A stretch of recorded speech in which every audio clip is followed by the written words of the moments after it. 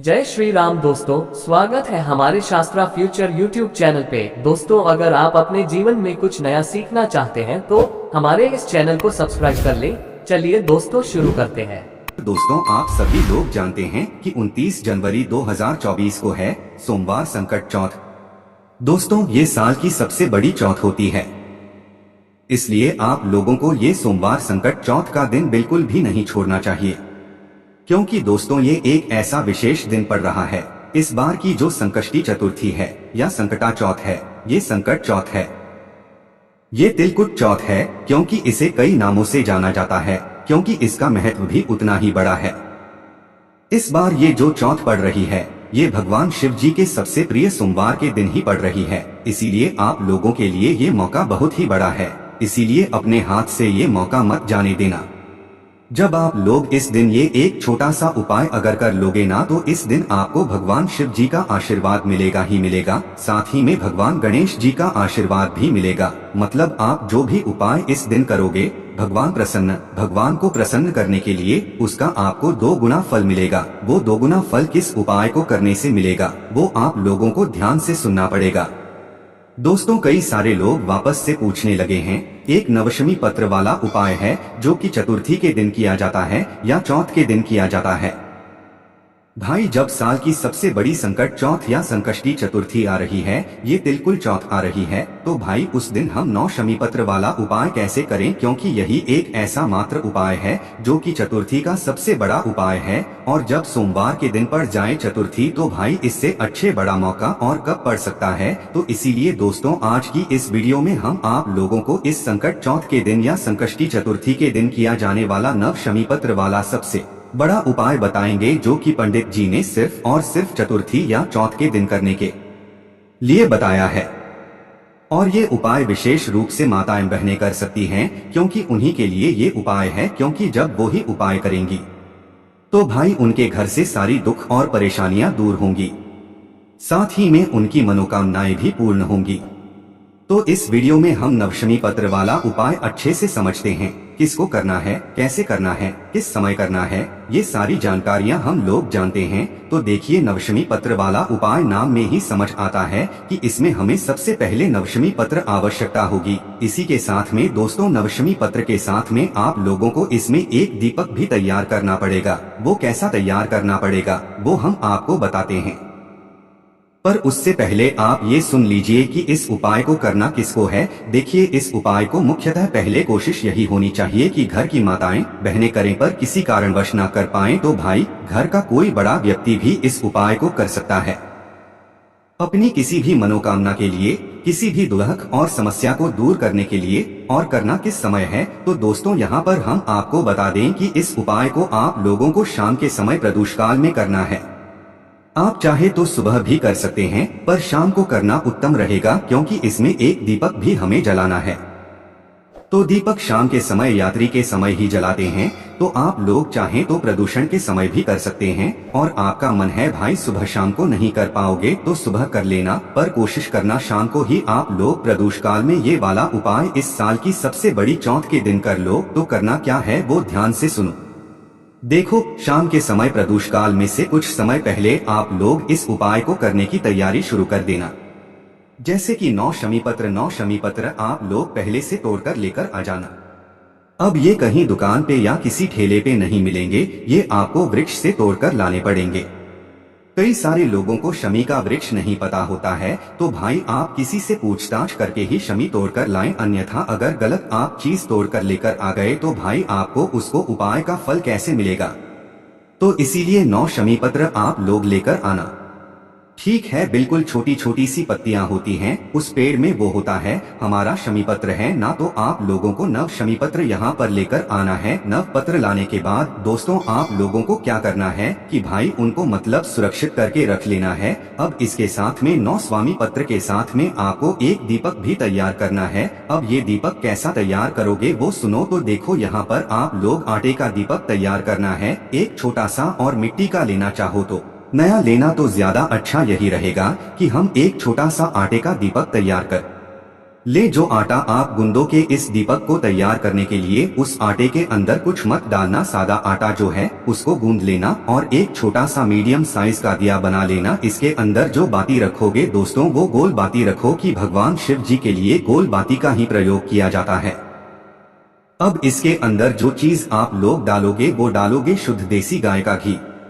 इसके अलावा और कुछ मत डालना, क्योंकि ये वाला उपाय में सिर्फ एक ही दीपक जलेगा जो कि बहुत ही ज्यादा महत्वपूर्ण है ना। इस वाले दीपक से तो आप लोगों को शुद्ध देसी गाय का घी डालना है और हम आपको हर बार कहते हैं कि भाई उपायों के लिए भगवान की पूजन अर्चना के लिए शुद्ध देसी गाय का घी थोड़ा सा अलग रख लिया करो। ज्यादातर लोग रखते हैं पर कुछ लोग नहीं रखते हैं, तो भाई आप लोग भी रखना शुरू कर दीजिए, क्योंकि मिलावटी चीजों से जब आप कोई भी उपाय करते हो तो आपको उसका पूर्ण नहीं मिल पाता है, क्योंकि भगवान को हमेशा शुद्धता जो है चीज चढ़ती है, शुद्ध चीज चढ़ती है। शादी में शुद्धता का हमें विशेष रूप से ध्यान रखना पड़ता है।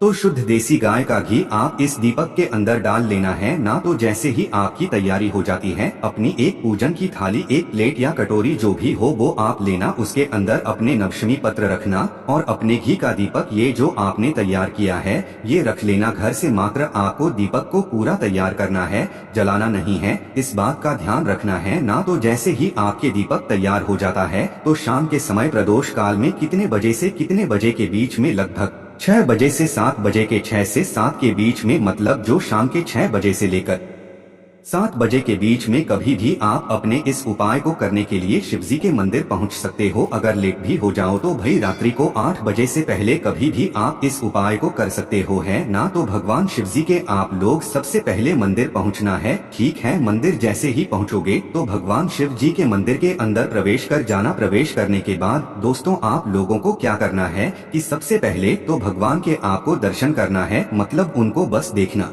है, उनको निहारना है, उनके दर्शन कर लेना है, ठीक है। उसके दोस्तों अगर आप इस उपाय को सुबह कर रहे हो तो देखो सुबह आप पहले अपनी पूजन अर्चना कर लेना। जल चढ़ा रहे हो, चंदन लगा रहे हो, जो आप पूजन अर्चना करना चाहो भगवान शिव जी की, क्योंकि सोमवार का दिन रहेगा तो सभी लोग पूजन अर्चना जरूर करेंगे। तो भैया पहले आप अपनी पूजन अर्चना सारी कर लेना, उसके बाद ये वाला उपाय करना है। तो जैसे ही पूजन अर्चना हो जाए, इसी तरीके से शाम की भी है, शाम को भी आप पहले दर्शन कर लीजिएगा, सब कर लीजिएगा, उसके बाद उपाय कीजिएगा।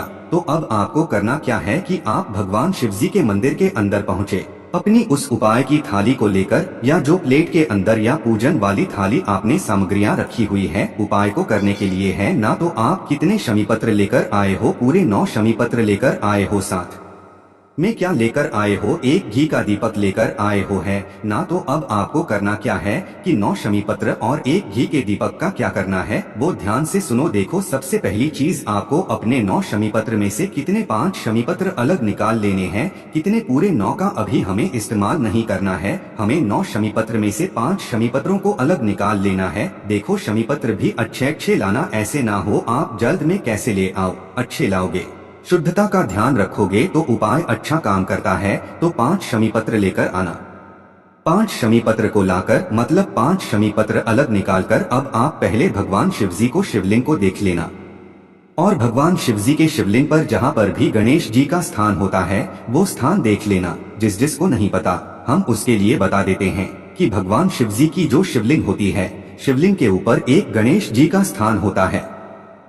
मतलब ये वाला जो उपाय है ये आपको भगवान गणेश जी की मूर्ति के पास में नहीं करना है, क्योंकि दोस्तों शिवलिंग के अंदर ही शिव जी का पूरा विराजित होता है। तो इसलिए शिवलिंग में जहाँ पर गणेश जी का स्थान है पहले आपको वो देख लेना है। तो हम आपको बता दें कि जो भगवान गणेश जी का स्थान होता है शिवलिंग में वो होता है जलाधारी के ऊपर। भगवान शिव जी की तरफ से आप खड़े होकर देखना। आप भगवान शिव जी की तरफ जब खड़े होकर देखोगे तो आपको उल्टा हाथ पड़ेगा, बट जिस तरफ से भगवान बैठे हुए हैं आप जब उस तरफ से देखोगे तो भगवान शिव जी की जो राइट हैंड साइड होगी, मतलब सीधे हाथ की तरफ जो जलाधारी होगी वो जलाधारी का हिस्सा भगवान गणेश जी का स्थान होता है, मतलब शिवलिंग तो होती ही है, पर जो जलाधारी होती है ना, जलाधारी का जो हैंड साइड होता है या सीधे हाथ का भाग होता है, वो होता है भगवान गणेश जी का स्थान। तो आपको क्या करना है, सबसे पहले अपनी 5 शमीपत्रों को अलग निकालकर उन 5 शमीपत्र को एक साथ जमा कर इन 5 शमीपत्रों को भगवान गणेश जी वाले स्थान पर आपको समर्पित करना है,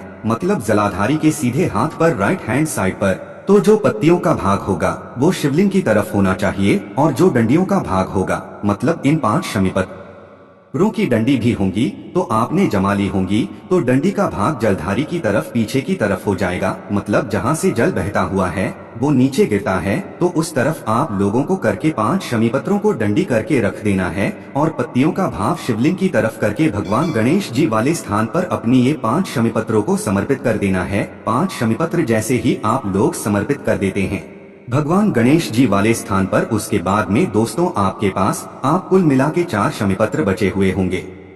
अब 4 में से भी आप 3 शमीपत्र अलग निकाल लो। 3 शमीपत्र अलग निकालकर इनको भी एक साथ जमा लो। एक साथ जमाने के बाद दोस्तों इन 3 शमीपत्रों को आपको कहां पर चढ़ाना है, इन 3 शमीपत्रों को आपको चढ़ाना है भगवान शिव जी की शिवलिंग के ऊपर, ठीक है। 5 स्वामी पत्र आपने कहां पर चढ़ाई, गणेश जी वाले स्थान पर जो अभी जो 3 शवीय पत्र आपने निकाली है, इन 3 शमीपत्रों को आपको भगवान शिव जी की जो शिवलिंग होगी, शिवलिंग के बिल्कुल ऊपर चढ़ाना है। इसमें जो पत्तियों का भाग होगा वो आगे की तरफ होगा और डंडियों का भाग पीछे की तरफ होगा, मतलब जो जलाधारी होगी जहां से जल नीचे गिरता है उस तरफ करके आपको पत्तियों का भाग करना है, पर चढ़ाना है शिवलिंग के ऊपर ही, बस डंडियों का भाग पीछे की तरफ हो जाएगा। तो मात्र 3 स्वामी पत्र आपको भगवान शिव जी की शिवलिंग के ऊपर चढ़ा देनी है। अब इसके बाद में आप लोगों ने 5 शमीपत्र भगवान के नीचे वाले स्थान पर चढ़ाई, 3 शमीपत्र शिवलिंग के ऊपर चढ़ाई। अब बचा आपके पास 1 शमीपत्र, 1 शमीपत्र के साथ में आपके पास 1 घी का दीपक भी बचा है। अब कई सारे लोग ये गलती बिल्कुल मत करना कि जाते से ही घी का दीपक जला दो, क्योंकि घी का दीपक जो हमने बनाया है वो उपाय के लिए बनाया, ना कि आप लोगों को अगर आपको जलाना है दीपक भगवान शिव जी के मंदिर में, मतलब शाम के समय में या सुबह भी जलाना चाहते हो तो वो अलग से लेकर जाना, पर इस उपाय में 9 शमीपत्र और 1 दीपक जो है जरूरी है। इस उपाय को पूरा करने के लिए तो दीपक अलग से जलाना चाहो तो पहले वो जला देना अपने पूजन में, पर उपाय के लिए 1 दीपक अलग रखना है ना, ये दीपक आपको आखिरी में ही जलाना है जब आप उपाय कर रहे हो है ना। तो अभी आपके पास 1 शमीपत्र और 1 घी का दीपक गोल बाती का मतलब तैयार रखा है, जो कि आटे का है, जो है मिट्टी का होगा तो नया होगा है ना। और ध्यान रखना कि घर से बत्ती बनाकर नहीं लानी है, घर से पूरा दीपक तैयार करके लेकर आना है, नहीं तो आप लोग ऐसा करो कि बत्ती लेकर आ जाओ, वहीं पर रखे हुए दीपकों में दीपक जला दो, ऐसा नहीं होगा, घर से ही पूरा दीपक तैयार करके लाना है ना। इस तरीके से उपाय करना है। तो आपका आखिरी में 1 शमीपत्र और बचा हुआ 1 दीपक लेकर सीधा आपको भगवान शिव जी के मंदिर या प्रांगण की जो चौखट होगी, मेन गेट के बाहर मत आना, जो भगवान शिव जी का मंदिर होगा, मंदिर का प्रांगण होगा, उस चौखट पर आ जाना, और चौखट पर बाहर नहीं निकलना है, अंदर की तरफ ही खड़े रहना है, मतलब भगवान शिव जी के मंदिर के प्रांगण से बाहर नहीं निकलना है, अंदर की तरफ ही खड़े रहना है। और अंदर से खड़े होकर देखना है कि आपका उल्टा हाथ कौन सा पड़ रहा है। अंदर से खड़े होकर बाहर की तरफ देखना है कि आपका उल्टा हाथ कौन सा रहा है। उस उल्टे हाथ की चौखट पर बैठ जाना है। मंदिर के बाहर मत निकलना, अंदर होकर ही बैठ जाना। मंदिर के प्रांगण के अंदर होकर ही बैठ जाना। उल्टे हाथ की तरफ जो भी उल्टा हाथ पड़े उस उल्टे हाथ की चौखट पर क्या करना है, कोने में ही, चौखट के कोने में ही आप लोग सबसे पहले तो ये बचा हुआ अपना 1 स्वयं पुत्र वहां पर समर्पित कर देना, मतलब भगवान गणेश जी का मूरध्वज, मयूर ध्वज, देखो मूरध ध्वज भी नाम ले सकते हो, मयूर ध्वज भी नाम ले सकते हो, ये भगवान गणेश जी के नाम है, कोई भी एक नाम लेना और इस स्वयं पुत्र को उस चौखट पर समर्पित कर देना। जैसे ही ये शमीपुत्र कर दो उसके बाद में अपना भय घी का दीपक निकालना, पहले उस दीपक को जला लेना। अब देखो यहाँ पर माचिस आप अपने साथ में लेकर जाना, अगर आपने किसी और से माचिस ले ली इस दीपक को जलाने के लिए तो आपके इस उपाय का फल किसी और को भी मिल जाएगा, इसलिए अपने घर से अपनी खुद की माचिस लेकर जाना, माचिस को जलाकर अपना ये दीपक जलाना। और दीपक जलाने के बाद आपने जो 1 शमीपुत्र भगवान शिव जी की चौखट पर मतलब रखा हुआ है आपने लेफ्ट हैंड साइड में उसी शमीपुत्र के साइड में भगवान गणेश जी का वापस से मोर ध्वज मयूर ध्वज गणेश जी का नाम अपनी मनोकामना को बोलते हुए इस दीपक को वहां पर रख देना है। अपनी मनोकामना वो बोलना जिसके लिए आप लोग ये उपाय कर रहे हो। बहुत बड़ी कोई मनोकामना हो, बहुत समय से नहीं हो पा रहा है और कोई काम पूरा, वो वाली मनोकामना बोल देना, इस दीपक को वहां पर रख देना और वहीं पर भगवान कन्हैया जी का थोड़ा स्मरण करके, भगवान शिव जी का स्मरण करके आप लोग उनको धूप देना और फिर से भगवान शिव जी के दर्शन करने के आप लोग धूप देकर अपने घर पर वापस जा सकते हो। बस यहाँ पर ये उपाय पूर्ण हो जाता है। दोस्तों, ये 9 समय पत्र वाला उपाय कई सारे लोगों को अभी पता नहीं है, इसलिए आप लोग इस उपाय को ज्यादातर लोगों तक, क्योंकि भाई ये वाला जो उपाय है ना, इस उपाय को करने का सबसे बड़ा और सबसे सही दिन जो है आने वाला है, जो कि इस बार सोमवार के दिन ही पड़ रहा है, तिलकुट चौथ या संकट चौथ या संकष्टी चतुर्थी। अब आपको सोच लो इस एक ही दिन को कितने नामों से जाना जाता है। बस यही इतना बड़ा दिन सोमवार के दिन पड़ रहा है, तो इससे अच्छी बड़ी और बात क्या हो सकती है। तो भी आप लोगों को इस उपाय को इस दिन जरूर करना है। अपने किसी भी प्रकार की मनोकामना या दुख और समस्या को दूर करने के लिए आप लोग ये वाला उपाय कर सकते हो।